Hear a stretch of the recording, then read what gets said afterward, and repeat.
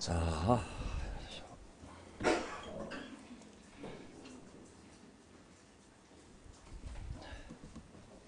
35분. 제가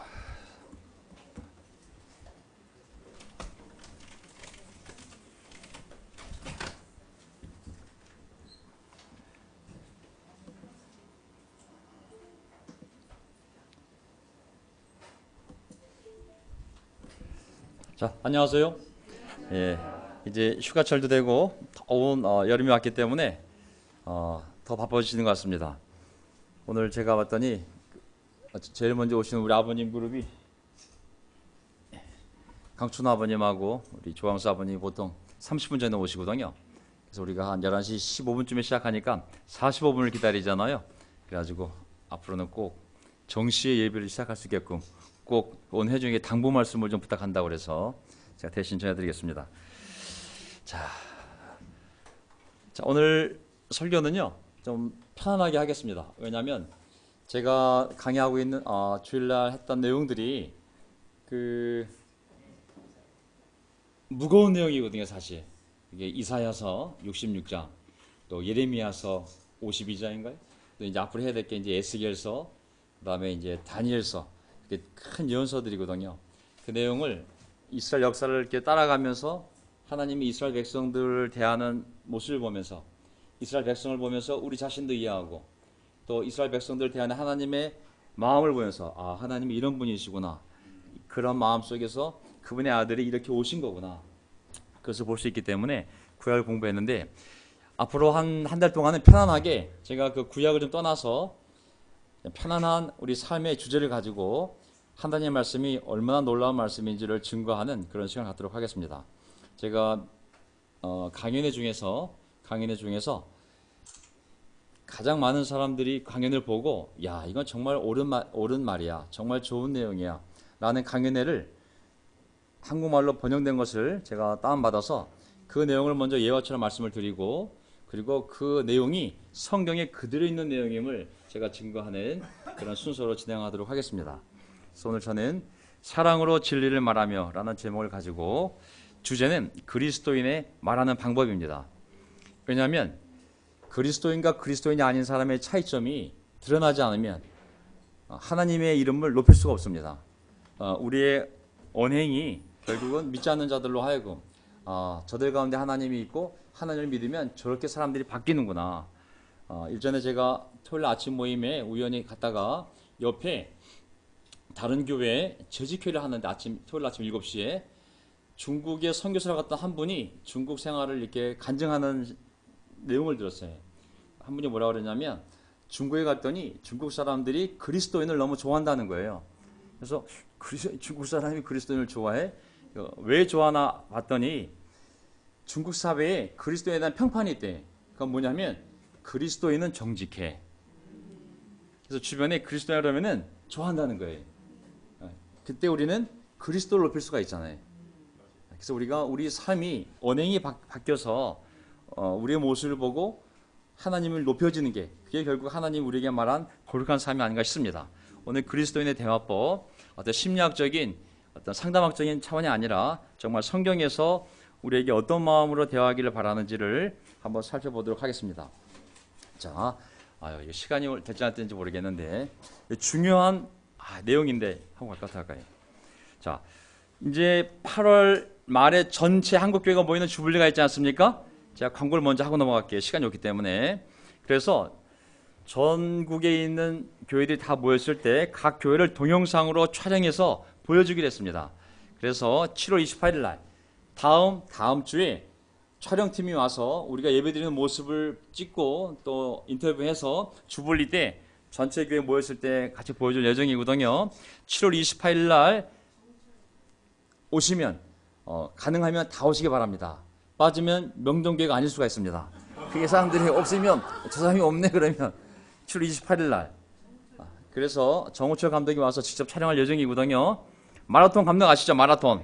그 감독님이 봉사 차원에서 그 촬영 업무를 도와주기로 했습니다. 그래서 촬영할 예정이니 꼭 가능하면 좀 멋있게 해서 나오시면 감사하겠습니다. 그리고 이정님 어머니 어디 계세요? 예, 이정님 어머니 세례를 준비하고 있습니다. 정말 옆에 있는 우리 딸, 우리 세희, 그리고 우리 미국의 뉴욕교회에 있는 자매 세영 자매의 어머님인데 오랫동안 교회를 다니셨고 또 신앙으로 열심히 살아오신 분입니다. 하지만 또 저희 교회에 와서 하나님 말씀을 공부하시면서 자기 삶의 부족한 부분을 온전하게 만들기 위하여 하나님 앞에 진정코 다시 한번 회개하며 제자의 삶을 결심하는 시간을 가져보려고 합니다. 그래서 28일 날 촬영도 있지만 미국에서 우리 세영자매가 남편도 데리고 오거든요. 그래서 우리 함께 축하하는 시간을 갖도록 하겠습니다. 그리고 다음 주 21일 날 명동교회 총회를 갖도록 하겠습니다. 그래서 교회 상황, 또 재정이라든지 또 다른 교회들은 어떻게 지내는지, 또 주불리는 가는 분도 있고 못 가는 분도 있는데 어떻게 우리가 준비할지를 나누도록 하겠습니다. 자, 이제 제가 본론으로 들어가서 오늘 설교, 정말 그리스도인이 어떻게 대화를 해나가야 될지, 먼저 피해야 할 대화법, 좋은 말하는 방법이 아니라 나쁜 말하는 방법, 또 따라야 할 대화법, 정말 좋은 말하기, 그리고 그리스도인의 대화법은 사랑의 대화법 아니겠습니까? 그래서 이 요점을 가지고 제가 먼저 세상에서도 이런 내용을 가르치고 이런 내용을 믿고 좋아하는구나 라는 강연회를 제가 동영상에서 한국 자막을 그대로 다운받아서 제가 그대로 한번 전해보겠습니다. 자, 사진은 제가 좀 다른 사진을 다운받아 왔는데 사진 다운이 안 되기 때문에 제가 편집한 거고요. 자, 지금부터 내용이 한 강연자가 강연을 했는데 3천만 명이 넘는 사람이 강연을 보고 정말 감동을 받은 좋은 내용이기 때문에 제가 먼저 예화처럼 이 내용을 말씀드리고 그 다음에 설교 하나님 말씀을 들어가도록 하겠습니다. 자, 목소리만 제 목소리지 내용은 100% 그 사람 목소리입니다.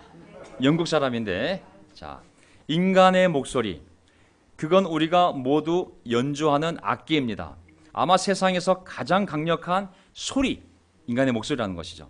전쟁을 일으키거나 사랑합니다라고 말하는 유일한 것, 인간의 목소리. 하지만 많은 분들이 이야기는 하지만 사람들이 들어주지 않는 경험을 합니다. 왜 그럴까요? 어떻게 하면 세상을 변화시킬 만큼 강력하게 이야기를 할 수 있을까요? 여러분께 말씀드리고 싶은 것은 버려야 할 습관들이 많다는 겁니다. 여러분께 알기 쉽게 말하기에 7가지 죄악으로 정리해 봤습니다. 이것이 총망라한 목록은 아니지만 이 7가지는 상당히 큰, 우리가 빠져들기 쉬운 습관이라고 생각합니다. 자, 첫 번째, 험담하기입니다. 그 사람 얘기입니다. 예. 자리에 없는 사람을 나쁘게 말하는 것입니다.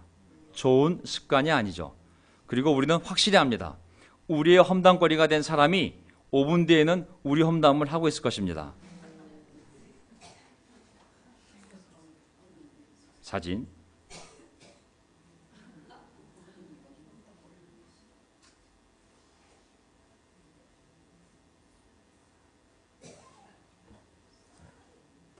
험담. 두 번째, 비판하기입니다. 비판하기, 정죄하는 걸 얘기하는 거죠. 여러분이 비판받고 있는 동시에 자신이 모자라다는 것을 알게 되면 이런 사람들과 대화를 하긴 하지만 이야기 듣기가 매우 어렵다는 것을 압니다.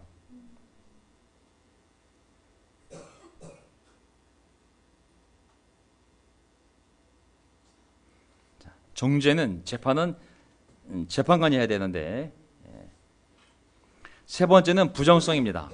부정성, 네거티브한 거, 여기에 빠져들 수 있습니다.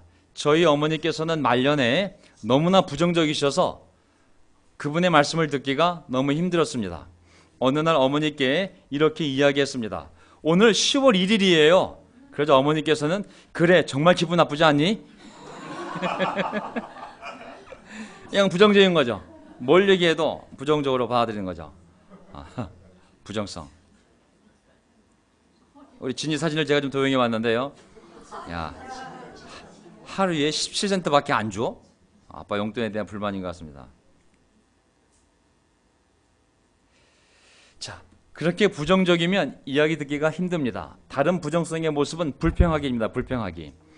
이 사람이 영국 사람이었기 때문에 이것은 영국의 국가적 예술입니다. 이것은 국가적 스포츠입니다. 우리는 날씨에 대해서, 스포츠에 대해서, 정치, 모든 것에 대해 불평합니다.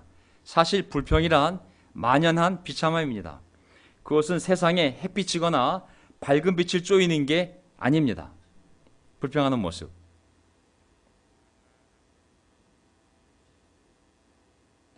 다섯 번째, 변명입니다. 이런 사람 꼭 있습니다. 우리 모두가 이런 사람일 수도 있습니다. 어떤 사람들은 늘 남 탓을 합니다. 그저 모든 사람들에게 탓을 돌리고 자신의 행동에 대한 책임을 지지 않습니다. 그런 사람 이야기는 듣기 어렵습니다. 변명.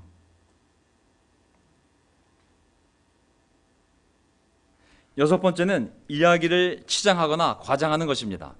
사실 이것은 우리의 언어를 해칩니다. 가령 정말 멋진 것을 보았을 때 제가 뭐라고 할까요? 과장은 거짓이 됩니다. 계속 거짓이 되면 우리에게 거짓말하는 사람 이야기는 듣고 싶지 않습니다.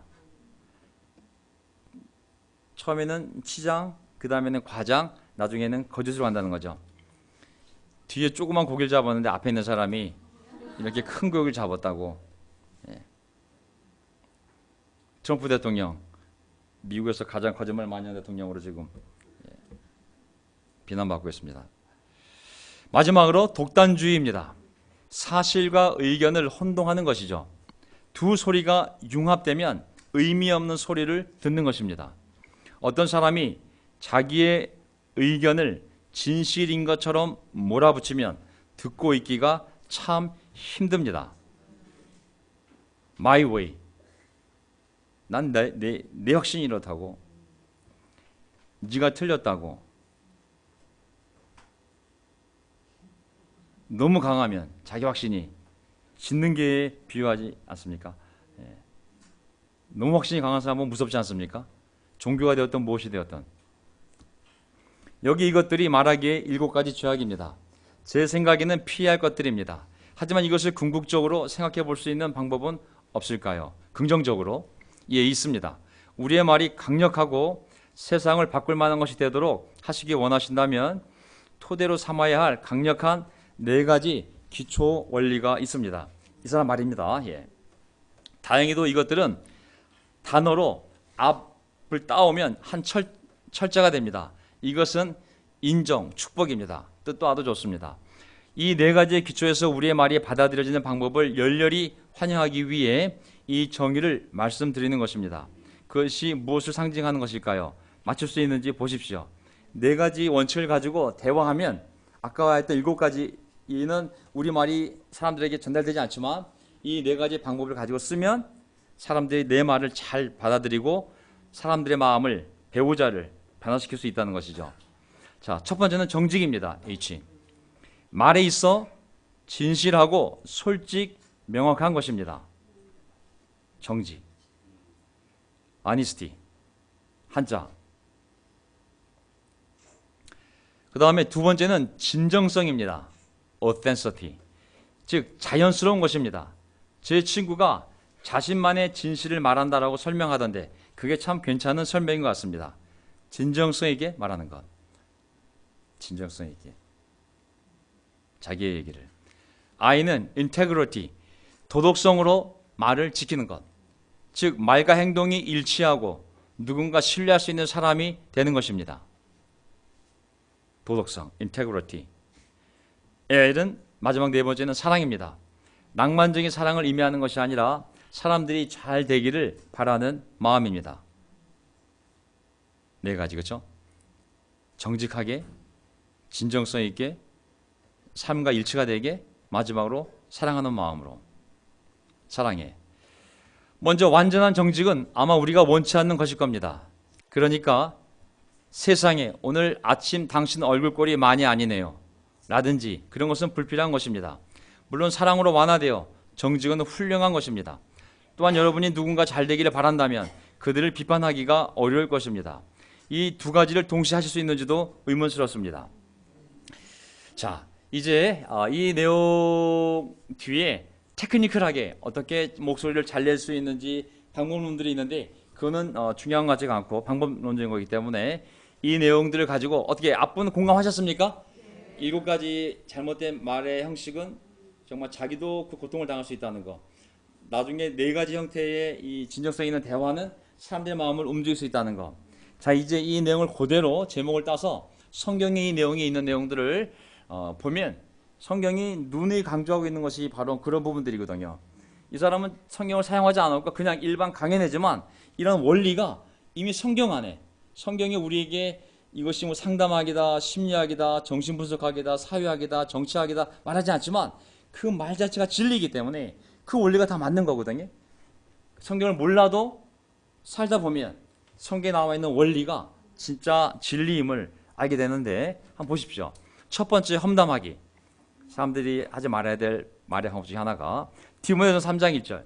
이와 같이 여자들도 신중하며 험담하지 아니하며 절제하며 모든 일에 성실한 사람이라야 합니다.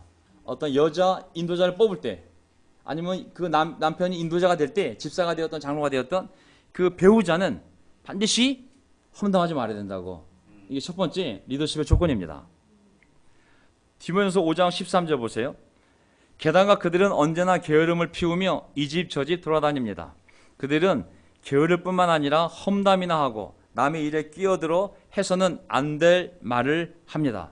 누굴 얘기하고 있냐면 교회가 나이든 과부라고 되어 있는데 남편이 먼저 죽고 혼자 사는 그 당시에 아내가 있다면 나이가 많은 그 대상은 교회에 명단을 만들어서 교회가 도와주라고. 왜? 혼자 살기 때문에 어렵니까? 하지만 젊은 사람들은 이런 문제를 일으킬 수가 있다고. 이 집 저희 돌아다니며 험담이나 하고 남의 일에 끼어들어 해서는 안 될 말을 하니 빨리 결혼시키라고 그 얘기를 주고 있는 거거든요. 성경은 험담과 이런 부분에 대해서 공동체를 무너뜨린 거기 때문에 강하게 도전을 주고 있습니다. 두 번째, 비판하기.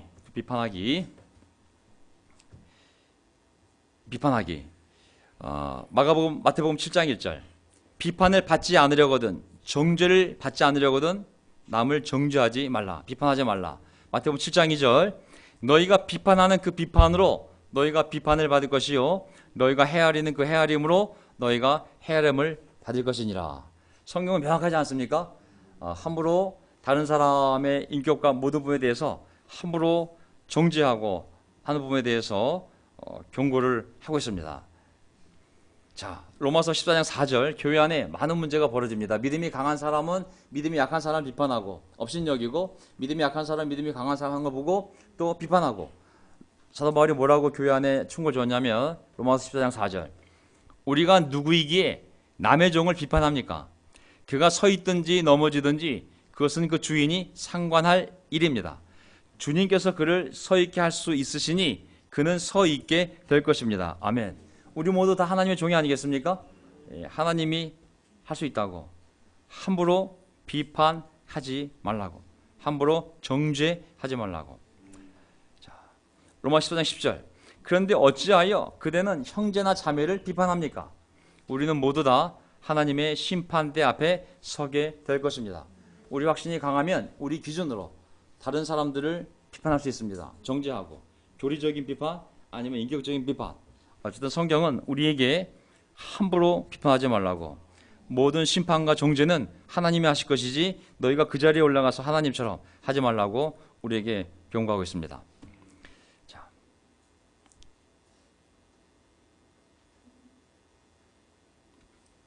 이 부분만 할 수 있는 거, 재판은 이 사람만 할 수 있는 거잖아요. 어떤 부분에 있어서는. 세 번째는 부정성입니다. 부정성. 사람이 부정적인 거. 그렇게 부정적이면 이야기 듣기가 힘듭니다 그랬습니다. 성경도 보게 되면 부정적인 캐릭터들이 등장하는데 죄 이슈는 아니지만 한번 이런 일들 보세요. 제가 한번 찾아봤는데 창세기 18장 12절. 그러므로 사라는 나는 기력이 다 쇠진하였고 나의 남편도 늙었는데 어찌 나에게 그런 즐거운 일이 있으랴. 이해가 되시죠? 그렇죠? 상황 자체는 물론 부정적인 상황이에요. 하고 속으로 웃으면서 중얼거렸다. 그때 주님께서 아브라함에게 말씀하셨다. 어찌하여 사라가 웃으면서 이 늙은 나이에 내가 어찌 아들을 낳으랴 하느냐. 하나님 천사가 와서, 동네 아줌마가 아니고 할아버지가 아니고 천사가 와서 분명하게 알려줬음에도 불구하고 피식 웃은 거예요. 부정적이 돼버린 거죠. 너무 오랫동안 아이가 없었기 때문에 압도되어져서 아무리 긍정적인 미래를 보여줘도 이거 무슨 애를 낳겠어. 이런 상황이 된 거거든요. 사람이 오랫동안 부정적인 것에 많이 노출이 되면 자기도 모르게 사고방식 자체가 부정적이 될 수 있습니다. 어떤 것이 잘못되었을 때 잘못된 걸 말하는 게 부정적인 것이 아니라 잘못된 것이 좋아질 수 있어 얘기할 때 뭘 좋아지겠어? 이게 부정적이라는 것이죠. 요한복음 1장 46절. 나다나엘이 이르되 나사렛에서 무슨 선한 것이 날 수 있느냐? 빌립이 이르되 와서 보라. 빌립이 나다나엘 초대했거든요. 야, 우리가 메시아를 만났어. 정말 메시아를 만난 것 같아. 야, 그분이 근데 갈릴리 나사렛 출신이야. 나다나엘이 나사렛?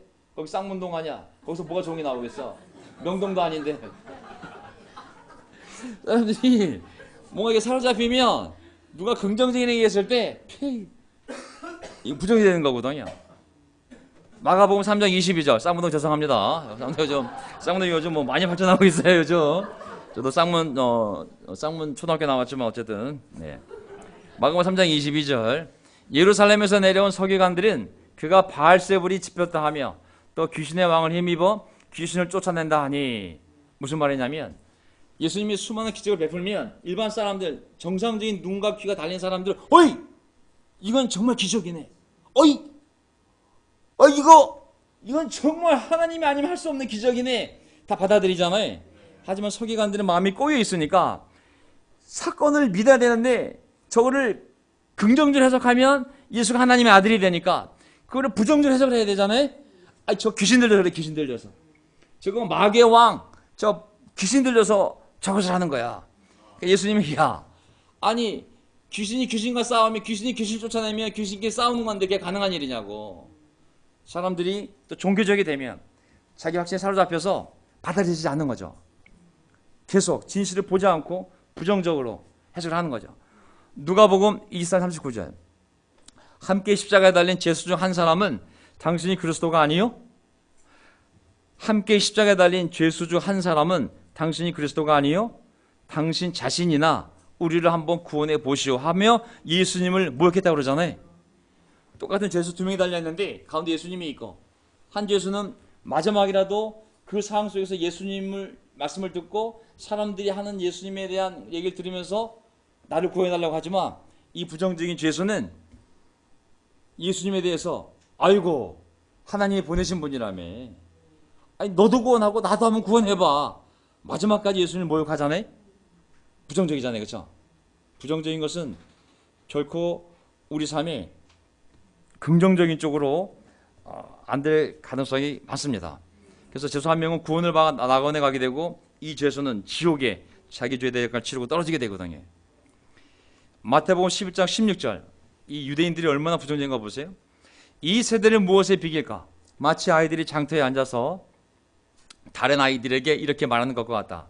우리가 너희에게 피리를 불어도 너희는 춤을 추지 않았고 우리가 곡을 해도 너희는 울지 않았다.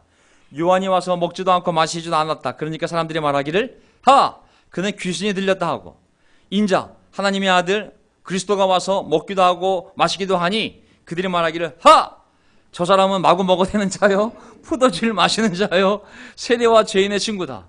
이건 뭘 보여줘도 부정적으로 해석하는 거예요.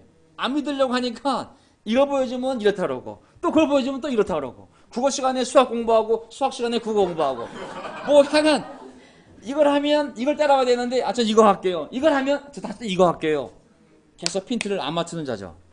이 세대가 그런 세대들이라고. 부정적이면 우리의 구원도 잃어버릴 수가 있습니다. 너무 부정적이 되면 하나님에 대해서 뭐에 대해서 조심해야 됩니다. 제가 제 자신에 대해서 제일 조심하는 게 부정적인 겁니다.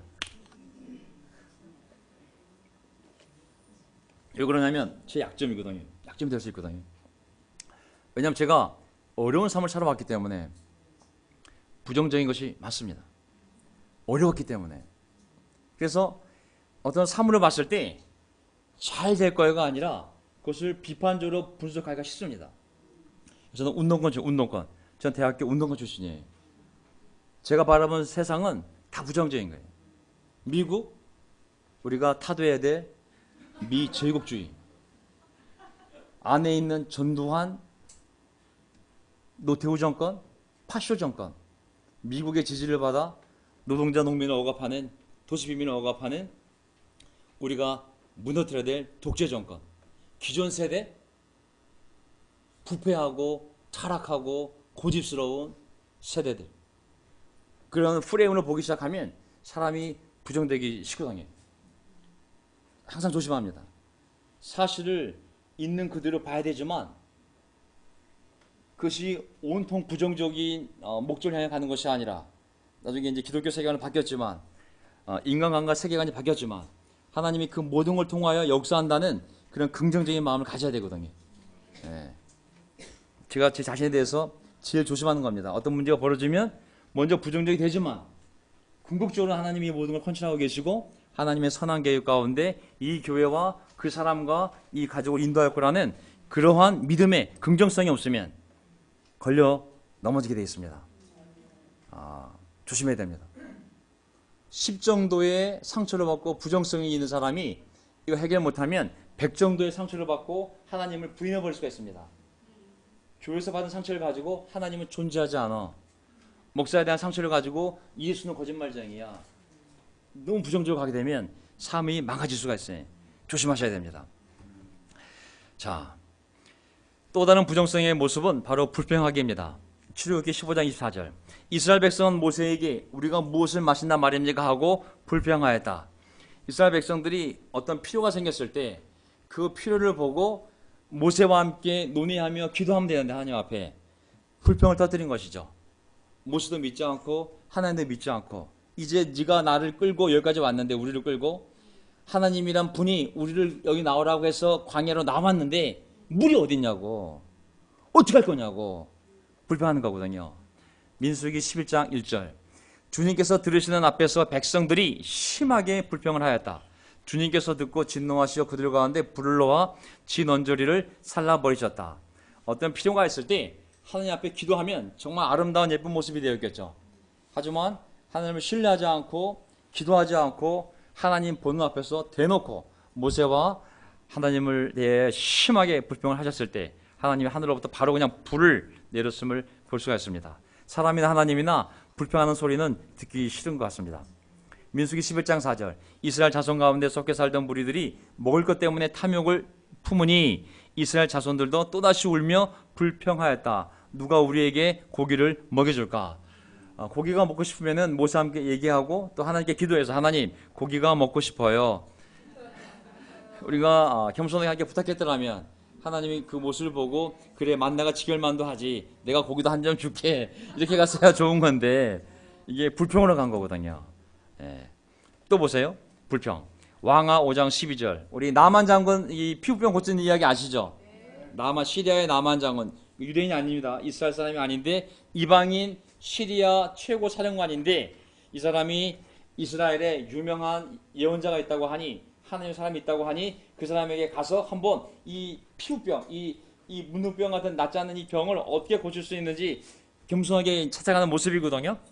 다마스코에 있는 아바나 강이나 왕하 5장 12절이네요. 왕하 5장 12절. 자, 근데 이 멘트가 뭐냐면 배경이 그때 이 예언자가 뭐라고 그랬어요? 이 나라에, 너희 나라 시리아 말고 거기 엄청난 큰 강이 있는 건 나도 안다고. 근데 그 강이 아니라 우리나라에 있는 이 이스라엘에 있는 요단강이 있는데, 물론 형편없이 조그만 강이지 냇물 수준에 거기 가서 몸을 7번 담그면 어떻게 된다 그랬어요? 다 난다 그랬잖아요. 근데 그 얘기를 듣고 한 말이에요. 다마스쿠스에 있는 아마나 강이나 시리아 다마스쿠스에 있는 아마나 강이나 바르바의 강이 이스라엘에 있는 강물보다 좋지 않다는 말이냐? 강에서 씻으려면 거기서 씻으면 될 것 아닌가? 우리나라의 강물에서는 씻기지 않기라도 한다는 말이냐? 하고 불평하였다. 그렇게 불평을 하고 나서 나아만은 발길을 돌이켜 불을 참지 못하며 떠나갔다. 근데 어떤 지혜로운 또 충고를 받아들여서 결국은 이 불평을 회개하고 요단강에서 7번 몸을 담궜기 때문에 이 시리아 장군 나아만이 낫지 않았습니까? 불평. 이 사람이 불평을 하고 이 불평을 끝까지 밀고 갔더라면 이 나아만 장군은 절대로 낫지 못했을 거예요. 그렇죠? 하지만 지혜로운 사람의 충고를 받아들이고 불평을 멈추고 겸손히 순종했을 때 누구도 고칠 수 없는 이 피부병을, 고통스러운 그 병을 고칠 수 있게 되었거든요. 우리가 말씀에 순종하고 불평을 이겨내면 놀라운 기적이 벌일 수 있습니다. 그래서 불평에 대해서 많이 경고합니다. 대화 속에서 이게 건의를 하면서 나한테 얘기하는 것인지 불평을 꺼내는 것인지 다른 거거든요, 사실.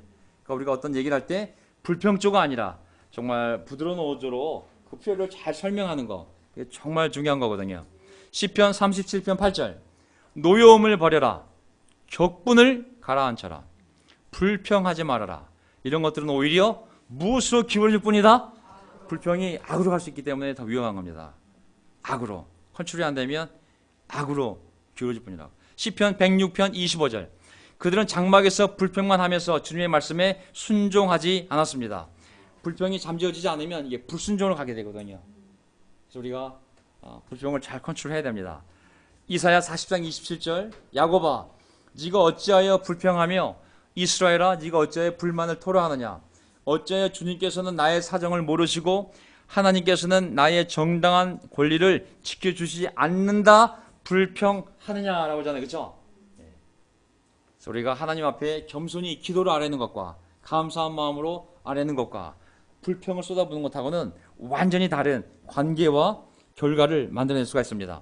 회사에서든 부부관계에 있어든 남편에 대해서 아내가, 아내에 대해서 남편이 어떤 필요가 있거나 어떤 무엇이 있을 때 그것을 불평으로 토로하는 것과 겸손히 그 필요를 설명하면서 부탁하는 것하고는 엄청 다르지 않습니까? 예. 우리 모두 다 계속 배워가야 될 내용이지만 성경도 분명히 이런 표정을 얘기하면 누가 들어주고 싶겠어요? 예. 이런 표정을 얘기하게 되면, 이런 표정을 얘기한다면 누가 이 내용을 들어줄 수 있을까요? 다섯 번째, 변명입니다. 변명. 어떤 대화 속에서 빨리 인정을 하고 뭐 사과를 하든 대안을 제시하면 좋은데 변명하는 거. 창세기 3장 12절, 그 남자 아담은 핑계를 대었다. 이 사건 아시죠? 창세기 3장이면 하나님이 먹지 말라는 중앙 동산의 과일을 아내도 먹고 남편도 먹어서 이미 벌거벗은 몸으로 하나님 앞에 두려워 떨고 있는 상태잖아요. 그래서 발견되었어요. 자, 하나님이 아담 어디 있느냐? 누가 너희로 하여금 이 연을 하게 했느냐 했을 때 창세기 3장 12절, 그 남자 아담은 핑계를 대었다. 제가 먹었습니다가 아니라 하나님께서 저와 함께 살라고 짝지어 주신 여자, 여자도 그냥 여자가 아니라 하나님께서 주신 여자. 하나님 주었을 때 뭐라고 그랬어요? 살 중에 살, 뼈 중에 뼈, 내가 바라던 그 여자라고 그랬잖아요. 하지만 이 상황에 와서는 당신이 준 그 여자, 그 여자가 그 날매 열매를 저에게 주기에 제가 그것을 먹었습니다. 핑계를 대었다. 그 아내는 어떻게 행동했을까요? 그 다음 절, 주 하나님이 그 여자에게 물으셨다. 너는 어쩌다가 이런 일을 저질렀느냐? 여자도 핑계를 대었다. 뱀이 저를 키워서 먹었습니다. 어떻게 보면 인간의 DNA에 바로 이 죄성이 있는지 모르겠습니다. 저도 마찬가지고요. 잠언 22장 13절, 게으른 사람은 곧잘 이렇게 변명한다.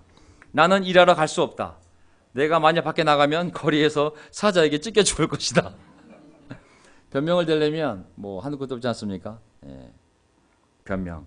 하지만 변명처럼 사람을 성실하지 않게 보이게 만드는 내용이 없죠. 누가복음 14장 17절 보십시오. 하나님이 수많은 기적을 보여주었고 그 기적을 기록해 놓았고 역사가들도 고증을 통해 다 그것을 인정을 했고 또 2000년 전에 예수님이 오셔서 원수들조차도 부인할 수 없을 만큼 엄청난 기적을 보여주었거든요. 하지만 사람들이 초대할 때 오지 않습니다. 왜 오지 않는지 아닙니까? 핑계입니다. 누가복음 14장 17절, 잔치 시간이 되어 그는 자기 종을 보내서 준비가 다 되었으니 오십시오 하고 초대받은 사람들에게 말하게 하였다. 그런데 그들은 모두 하나같이 핑계를 대기 시작하였다.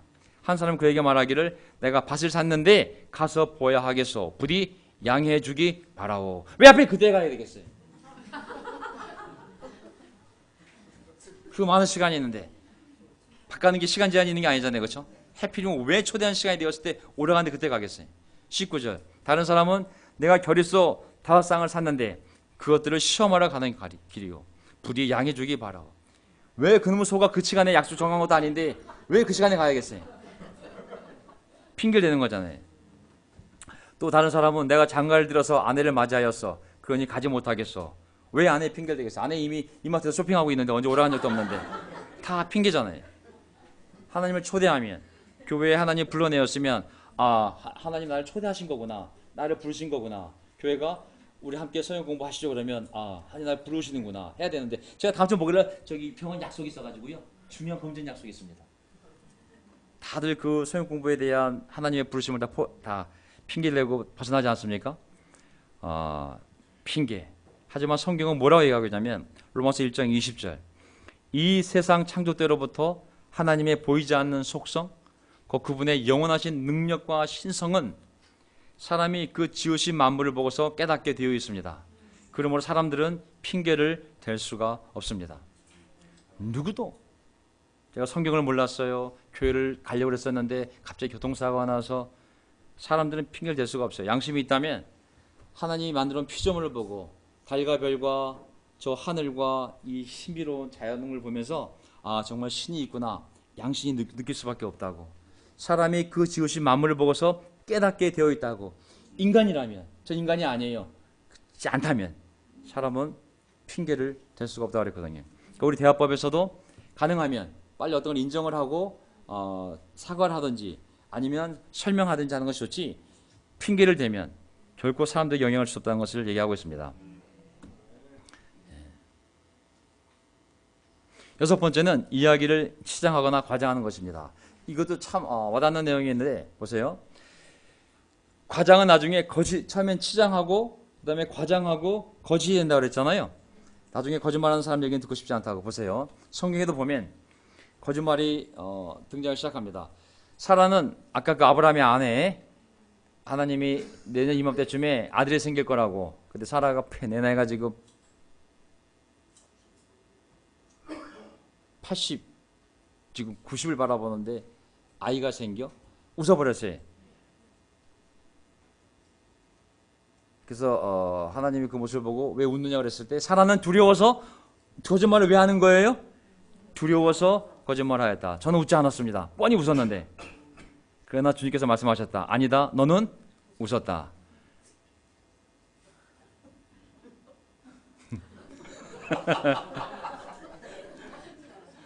네 아들 이름을 웃음으로 지어라. 이삭이. 이삭. 엄마 내 이름이 왜 이삭이야? 내가 모르고 그냥 하나님께 거짓말 치는 바람에 이름이 이삭이 되었다. 출애굽기 20장 16절, 너희 이웃에게 불리한 거짓 증언을 하지 못한다. 성경은 명백하게 십계명에 박아놨어요. 거짓 증언이 얼마나 무섭냐면요, 사람의 생명을 가져갈 수가 있습니다. 왕상 12장 21장 13절을 보게 되면 하나님이 하나님 주신 그 재판할 때 율법을 보게 되면 최소한 2명의 증인이 없으면 사람을 절대 정죄하지 말라 그랬어요. 2명의 증인이 있어야 그 진술이 옳다고 인정이 되는 거거든요. 근데 악한 여왕이 자기 남편이 갖고 싶은 포도원이 있었어요. 그 포도원을 갖게 하고 싶어. 나쁜 삐뚤어진 아내의 마음이잖아요. 근데 그렇게 하려면 그 땅 주인을, 포도원 주인을 죽여야 돼. 그러려면 2명의 거짓 증인이 필요해. 그거를 한 거예요. 왕상 20장 13절, 건달들이 나와서 그와 맞아 앉았다. 그리고 건달들은 백성 앞에서 나봇을 두고, 그 포도원 주인이 나봇이에요, 거짓으로 나봇이 하나님과 임금님을 욕하였다 하고 증언하였다. 그렇게 하니 그들은 나봇을 성 바깥으로 끌고 가서 돌로 쳐서 죽여버리고, 포도원은 가지십시오. 주인이 죽었습니다. 거짓 증언 무섭습니다. 저는 이 시대의 특징이 거짓이라고 생각해요. 거짓말 아닌 게 없어요. 인터넷 거래해가지고 손에 안 본 게 한 번도 없어요.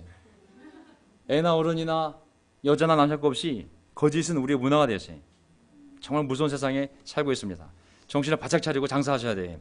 장사하시는 분들, 저 사람이 장사꾼이, 저 사람이 사기꾼인지 아닌지 어떻게 알 수가 있어요? 아는 방법 있어요, 없어요? 없어요. 그래서 더 기도하셔야 돼요, 저보다 더 많이. 저는 믿는 사람이나 상대하지, 세상은 다 믿지 않는 자들이잖아요. 누가 거짓이 아닌지는 하나님은 아시지 않겠어요? 정말 기도 많이 하셔야 돼요. 정말 많이 하셔야 돼요. 시편 5장 6절, 거짓말쟁이들을 멸망시키시고 싸움쟁이들과 사기꾼들을 몹시도 싫어하시는 분이 하나님이라고 그랬거든요. 시편 7장 14절, 악인은 악을 잉태하여 재앙과 못을 낳는다고요? 거짓의 시작이 악이에요. 악 뒤에는 마귀가 있고, 마귀 거짓이거든요. 그래서 마귀를 거짓의 압이라고 그러잖아요. 압이 거짓. 처음엔 조금씩 바늘도덕으로 시작하지만 나중에 소도덕이 된다고. 이 거짓이 나중에 그 영혼을 완전히 무너뜨릴 수 있습니다. 시편 12장 2절. 사람들이 서로 거짓말을 해대며 시편이 기록됐을 때가 다윗 때, 예수님 오시기 1000년 전이거든요. 3000년 전에 이미 세상 문화 말할 것도 없고 하나님을 믿는다고 하는 백성 사이에서도 사람들이 서로 거짓말을 해대며 나르거든요. 사도 바울이 2000년 전에 말세가 다가오는데 점점 세상은 서로 속고 속이며, 앞으로 다가올 세상의 특징은 서로 속고 속이는 거짓말이 그 문화의 중심이 될 거라고 이미 예언을 해놨거든요. 자, 마찬가지 마태복음 24장 24절. 거짓 그리스도들과 거짓 예언자들이 일어나서 큰 표징과 기적을 일으키면서 할 수만 있으면 선택받은 사람들까지도 홀릴 것입니다. 거짓이 이제 거짓 그리스도도 나타나고 거짓 예언자도 나타나고 거짓 교사도 나타나고. 고린도후서 10장 20절 보세요. 사도 바울이 그 거짓이 어디까지 오냐면, 여러 번 여행하면서 강의 위험, 강도의 위험, 동족의 위험, 이방인의 위험, 거짓 형제 중의 위험. 거짓이 교회 밖뿐만 아니라 교회 안에까지도 들어와서 이런 일들이. 갈라디아서 2장 4절. 몰래 들어온 거짓 신도들 때문에 할례를 강요받는 일이 있었던 것입니다. 신자 중에서도 거짓 신도, 목사 중에서도 거짓 목사, 장로 중에서도 거짓 장로. 거짓이 문화 안에 만연하게 되면, 그 교회가 진정성을 추구하지 않는다면 수많은 거짓들이 교회에 들어와서 많은 거짓. 정말 제가 옛날에 한 형제가 어느한 형제인데 그 사장님이 중소기업 조그만 사장님이었는데 그 형제를 데리고 다니면서 일을 시켜보니 일을 잘 못한 거예요. 근데 얘가 너무 정직한 거예요. 일을 거짓말 안 하고. 구박은 많이 했지만 마음에 품고 있다가 재정 담당자가 나갔어요. 그러니까 돈을 누구한테 맡겼겠어요? 그 제자한테 맡겨. 그 제자한테. 능력은 떨지 몰라도 거짓말 안 하니까 믿을 놈은 그놈밖에 없는 거예요. 나중에 걔만 남아야 돼. 그 회사에 사장이 믿을 사람은 걔밖에 없는 거. 왜? 정직하니까. 정직. 뻥을 치기 시작하면 나중에 정말 이 뻥이 점점 심해지면 알 수 있어요. 사람들 말하다 보면 뻥이 들어간 사람이 있어요. 뻥. 좀 배고픈데 야 죽을 것 같아. 뭐 하여간 좀 일찍 일어났는데 나 새벽 2시에 일어났어. 뻥. 그 뻥이 나중에 거짓말로 가거든요. 조심해야 돼. 교회 인도자들 중에도 제가 이걸 느꼈어요. 너무 그걸 자랑하고 싶어가지고 뻥을 붙이는 거 조금. 나중에 거짓말이 돼. 뻥에서 치장, 과장, 거짓말이 되는 거거든요. 제일 거짓말 많이 하는 집이 어디예요? 중국집. 만들지도 않았어. 네, 방금 주방했습니다. 조금만 기다려주세요. 만들지도 않았는데. 주방에 주문 넣어. 빨리 만들어. 거의 도착할 겁니다. 조금만 기다려주세요. 이제 절대 중국집만 안 믿습니다. 곧 도착한다는 말 절대 안 믿습니다. 마지막으로 독단주의. 사람이 말하면 저 사람 말한 것에 50% 빼고 들어야 돼. 그런 사람이 있어요. 저 사람 말해서 50% 빼고 들어야 돼. 나중에 이게 거짓말이 됩니다.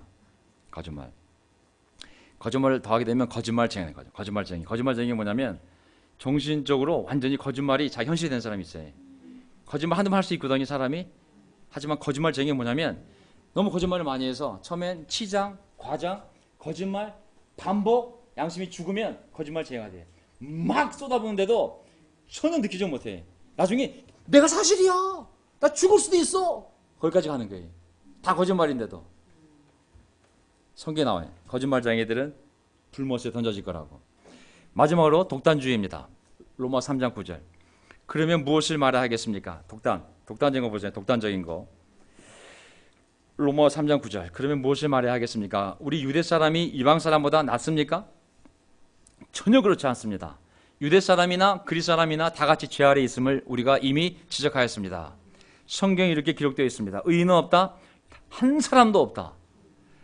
우리가 하나님의 백성으로 모세 율법을 받고 지난 2000년 동안 이방인들이 정말 말도 안 되는 죄 짓는 삶을 살 때 우리는 2000년 동안 하나님을 섬겨온 민족이라. 우리에겐 예배가 있고 제사가 있고 말씀이 있고 율법이 있고 하나님의 선택이 있다고. 어떻게 해서 이방인들하고 우리가 같은 교회에서 예배드릴 수 있냐고. 뭐라 그래요 요새? 너 다 죄인이야. 다 죄 아래 있는 거를 모르냐고. 여기 한 사람은 유대인 너희도 죄인이고 이방인도 죄인이야. 겸손해지라고. 무슨 아시겠죠? 근데 유대인의 독단주의. 우리만 선택받았어. 우리만 부르심을 받았어. 우리만 구원받은 거야. 이런 독단주의가 결국 유대인들이 로마 제국에서 비참하게 나라 전체가 사라지는, 아주 비참하게 수백만 명의 죽음이 사라지는 고초였고, 아우슈비츠 수용소에서 끝까지 예수를 거부했을 때, 그 독단주의에 갇혔을 때 아우슈비츠에서 수백만 명이 독가스로 죽는 고통을 당하게 한 것이 바로 이 독단주의입니다. 정말 조심해야 돼. 가장이 독단주의에 빠지면 어떻게 돼요? 아버지가 짜장면 먹으면 다 짜장면 먹어야 돼요. 아버지의 결정이 집안의 결정이 되는 거예요. 얼마나 무서운 집안과 교회가 되겠어요. 독단. 운동도 마찬가지죠. 정말 조심해야죠. 빌립보서 2장 3절. 여기에 권위까지 실어주면 얼마나 고통을 주겠어요. 그 공동체. 무슨 말 하든지 경쟁심이나 허영을 하지 말고 겸손한 마음으로 하고 자기보다 서로 남을 낮게 여기십시오. 독단주의하고 너무 마음 아니겠습니까? 대화도 겸손한 마음으로 상대방의 장점을 인정하면서.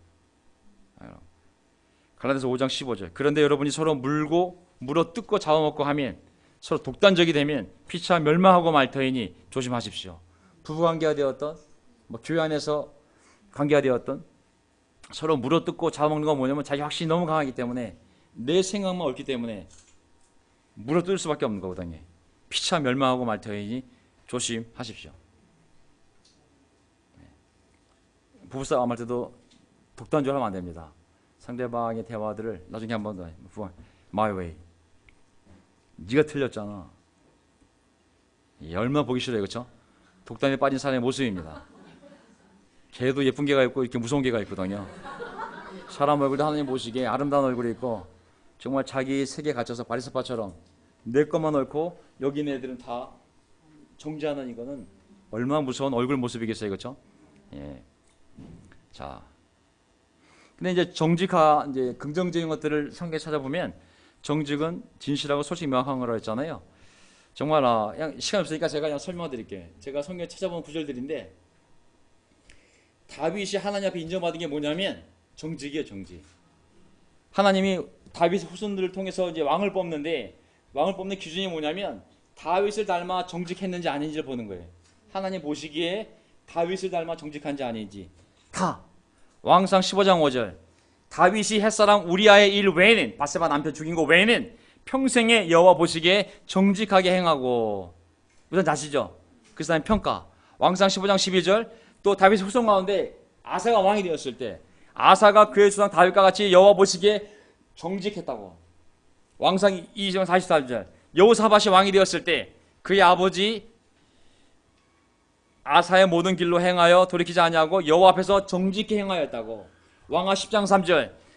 왕을 뽑을 때 주의 아들들 중에서 가장 어질고 정직한 자를 택하여 왕을 뽑으라고. 정직. 리더십의 특징이 뭐겠어요? 정직입니다. 말 잘하는 사람 뭐 되기 쉬워요? 사기꾼 되기 쉽습니다.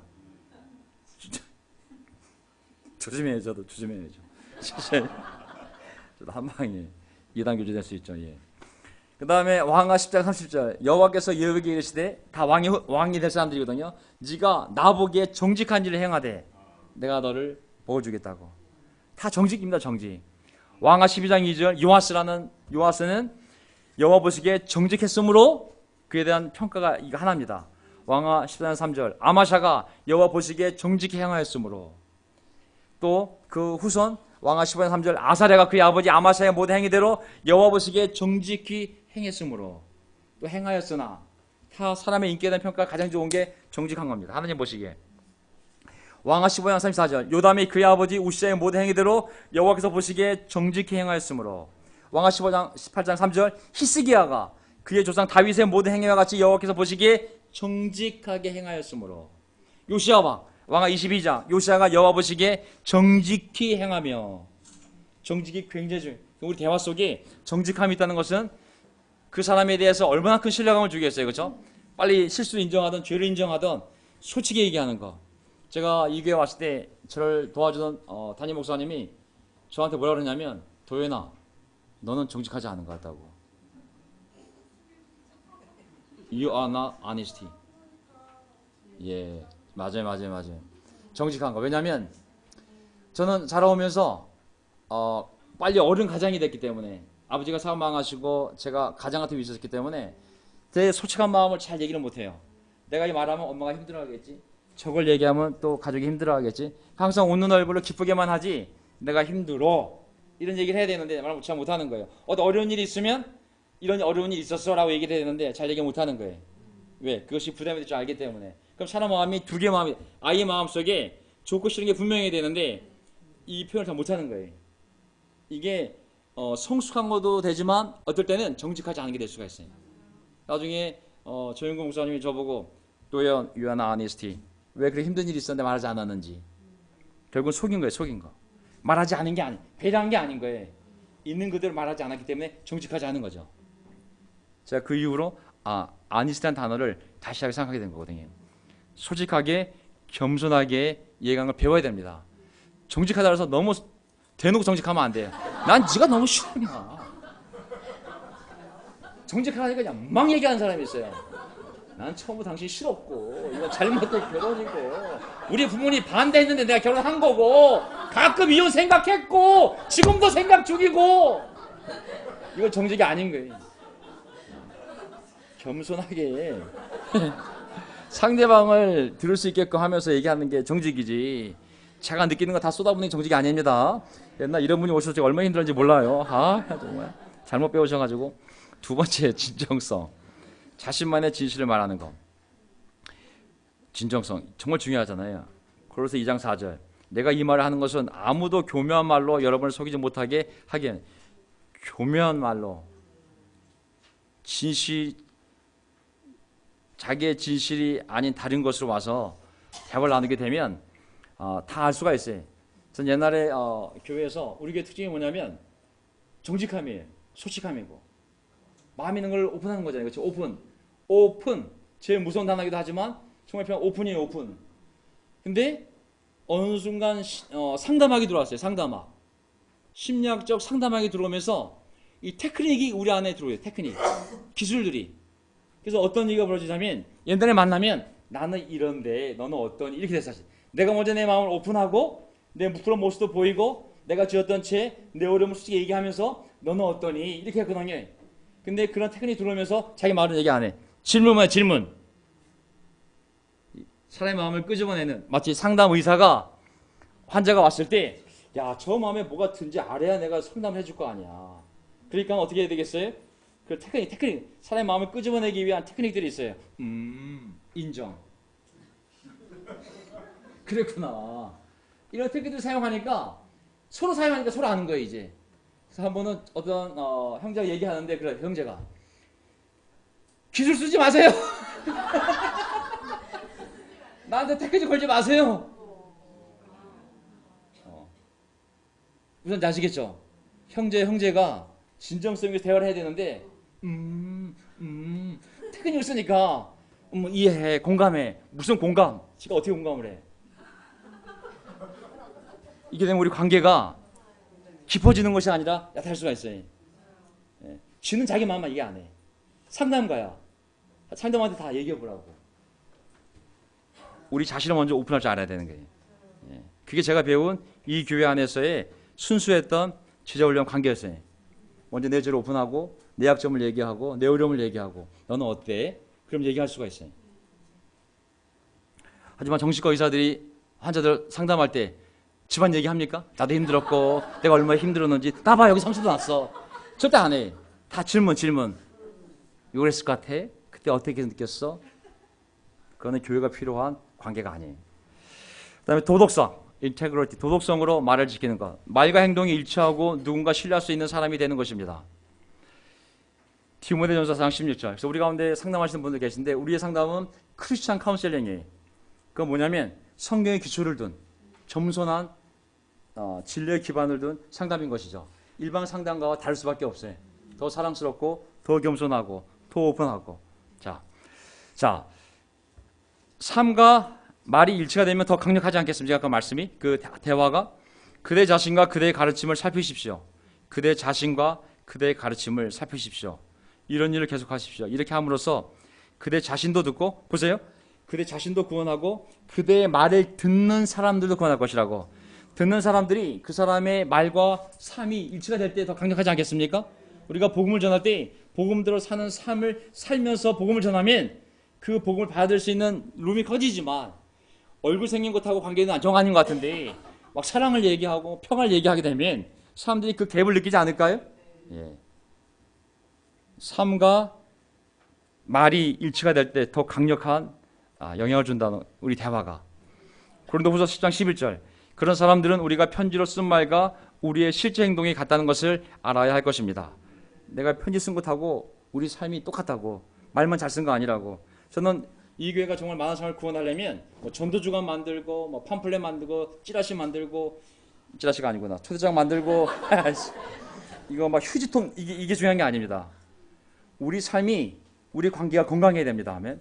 우리가 복음대로 살고 우리 관계 안에 사랑이 있고 서로 기도하며 아끼는 마음이 있으면 누가 들어와도 우리의 모습을 보게 될 것입니다. 아멘. 우리 모습을 보고 우리가 전하는 복음 일치가 되면 이 안에 올 거라 믿습니다. 아멘. 둘 다 봤는데 본인이 살기 싫어, 나가겠죠. 그건 그의 문제예요. 일치가 되지 않는 사실 우리가 아무리 아름다운 걸 전해도 사람들은 들어오지 않을게. 너희가 전하는 복음은 맞지만 너희들 삶은 내가 들어가고 싶지 않다고. 그걸 조심해야 되는 거죠. 디도서 1장 16절, 그들은 입으로는 하나님을 안다고 말하지만 행동으로는 부인하고 있습니다. 그들은 가증하고 완고한 자들이어서 전혀 선을 하지 못합니다. 입으로 하나님 안다고 하지만 행동으로 부인하고 있다고. 우리 제자의 삶이 언행이 일치가 될 때 강력한 복음이 될 줄 믿습니다. 아멘. 마지막 사랑, 뭐 아는 내용이니까 정리하겠습니다. 에베소 4장 15절, 우리는 사랑으로 진리를 말하고. 사랑으로 무엇을 말해야 돼요? 진리를 말하는 마음이 뭐예요? 사랑하지 않고 진리를 말하면 비난과 비판이 돼가지고 받아들이기가 굉장히 어렵거든요. 그러니까 우리가 제자 훈련 운동으로서 사람들을 제자 훈련한다고 많은 도전을 주었거든요.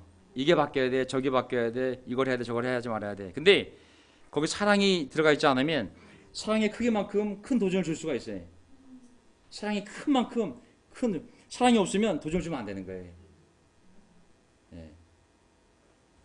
사랑으로 진리를 말할 때 사람들이 성장하면서 예수님을 닮아간다는 얘기거든요. 사실은 사랑으로 진리를 말할 때, 사랑으로 진리를 말하지 않으면 인간적인 관계가 되고, 사랑이 없이 진리를 말하면 율법적인 교회가 돼서 무서운 교회가 되거든요. 교류적인 교회. 이 두 개가 다 있어야 되거든요. 예수님이 줬던 도전 보세요. 굉장히 센 도전이거든요. 마가복음 10장 27절, 예수께서 그를 보시고, 부자 청년, 젊은 청년 보시고 그를 사랑하사. 부자 청년이 왔는데 이 구원에서 물어보러 왔어요. 부자 청년이 어떻게 제가 구원받을 수 있을까? 예수님이 그 모습을 보고, 젊은 사람인데 부자인데 옷 모습 기특하잖아요. 넌 그러면 어렸을 때 모세의 시킴을 다 지켰냐고. 그 청년이 네, 다 지켰습니다. 거짓말도 안 하고 부모 공경했고 살인하지 않고 다 지켰습니다. 얼마나 기특했겠어요. 하지만 그를 보시고 사랑하사 이르시되, 네가 아직도 한 가지 부족한 것이 있으니 가서 네게 있는 것을 다 팔아 가난한 자들에게 주라. 그리하면 하늘에서 부어가 내게 있으리라. 그리고 와서 나를 따르라. 굉장히 강한 도전이잖아요. 함부로 남의 재산 다 팔라는 거 얼마나 어려운 도전이에요. 제가 만약에 우리 부모님한테 공부하는데 다 팔고 오라 그러면은 누가 팔고 오겠어요. 하지만 예수님이 정말 그 청년을 사랑하셔서 그가 그 돈 때문에 무너질 걸 아시기 때문에 그걸 다 나눠주고 나한테 오라고. 정말 사랑하는 마음을 하신 거잖아요. 그렇죠? 근데 그 사랑이 없이 도전이 난무할 때 그것이 하시한 도전이 되어서 다 무너지게 되어 있습니다. 다 무너집니다. 저도 무너졌고 저도 많은 사람 무너뜨렸어요. 얼굴이 얼마나 강해, 목소리는 또 얼마나 강하고, 부드럽게 얘기해도 강한데 그 옛날 확신으로 얼마나 많은 사람을. 제가 정말 옛날 기질을 생각해 보면 성경 공부하던 사람이 있었는데 말 안 먹는 거예요. 제가 성경책 집어 던졌어요. 앞에서 하나님 말씀을 말하면 들어야지, 고집을 피운다고. 그게 제가 옛날 ICOC 안에서 하던 확신이에요. 우리는 유일하게 구원받은 사람이고 우리가 하나님 말씀을 우리만 알고 있고, 너는 다른 데 다녀도 구원받지 않은 사람이고 내 말을 들어야 된다고. 네가 내 말을 때 구원받을 수 있다고. 안 되니까 화가 나는 거예요. 사랑해서 던진 게 아니에요. 화가 나서. 화가 많은 운동이에요. 화가 많은 운동. 화가 많은 운동. 조심해야 돼. 사랑해서 전해야지 화가 나서 하면 안 되는 거예요. 사람을 출교시키더라도 화가 나서 출교시키면 안 되는 거예요. 사랑하기 때문에. 네가 나와서 고생은 하지만 회개하고 다시 돌아오라고. 우리가 기다리겠다고. 그게 출교예요. 우리 옛날 출교는 저 인간 없애버려라. 분노, 화가 많은 거예요. 젊다 보니까 열정은 많지만 인격적으로는 많이 모자랐던 것이죠. 왜? 20대 맞던 사람들의 나이들이 다 30대 젊었으니까. 지금 제가 50대인데도 이렇게 부족한데 제 자신이 그때 30대 말도 안 통하고 그 온리처치 확신을 갖고 왔을 때 그 사람들 확신이 얼마나 강했겠어요.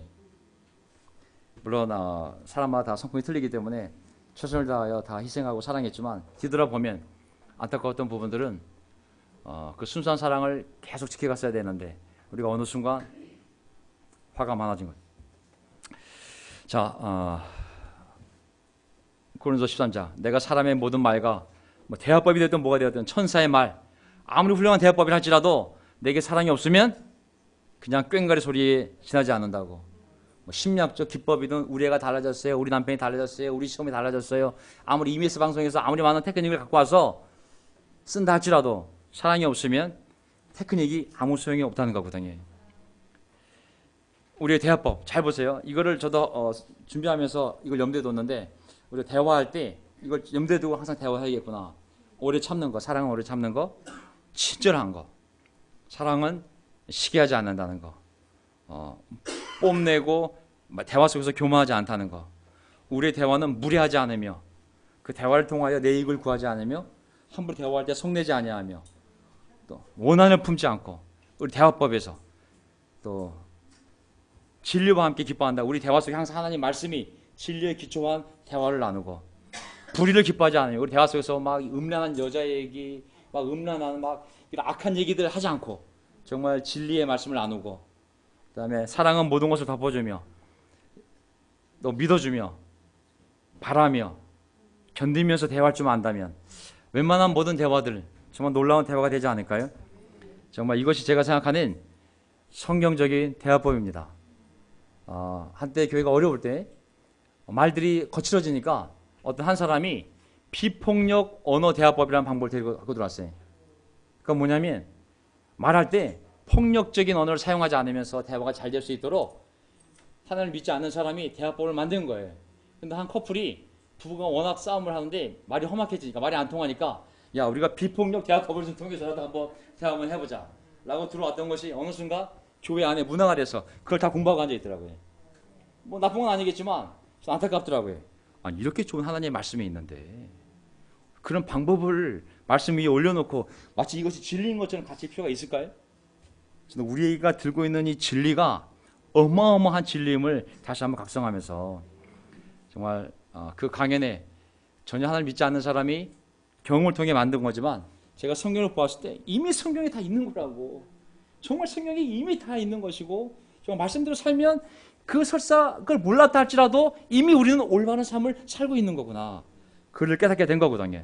그래서 우리가 이러한 그리스도인들에서 놀라운 대화법을 만들어가서 이 교회 안에서부터 우리의 대화가 정말 아름다운 사랑이 넘치는 대화가 되어서 그 대화를 통해 서로를 변화시키고 또 믿지 않는 자들과 성경 공부를 하거나 또 우리의 확신을 나눌 때 겸손하게 정말 겸손하게 사랑하는 마음으로 그 진리를 전한다면 저는 하나님이 우리를 통하여 많은 사람을 구원하고 변화시킬 줄 믿습니다.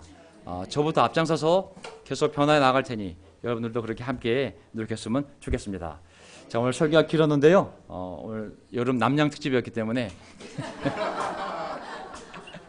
이러고 다음번에는 자매에 대해서 하나하나 이렇게 일상적인 삶의 주제를 가지고 편하게 강연회를 먼저 예를 들고 말씀을 나누도록 하겠습니다. 자, 설교를 마치겠습니다. 아멘.